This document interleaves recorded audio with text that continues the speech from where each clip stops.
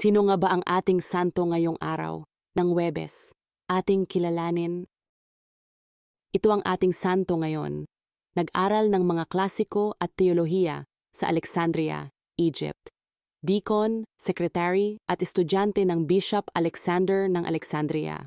Dumalo sa konseho ng Nicea noong 325 kung saan nakipaglaban siya para sa pagkatalo ng Arianismo at pagtanggap sa pagka-Diyos ni Jesus.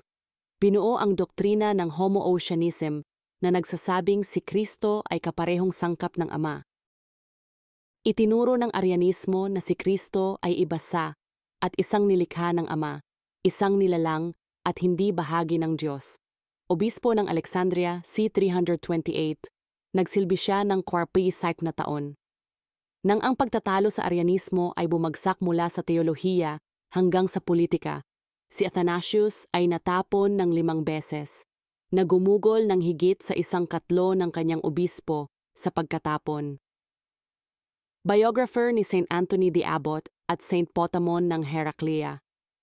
Confessor ng pananampalataya at doktor ng simbahan, nakipaglaban siya para sa pagtanggap sa Nicene Creed. Thanks God. Nawa nagustuhan niyo ang video ni Brother Chris. Thanks for watching and listening. God bless you.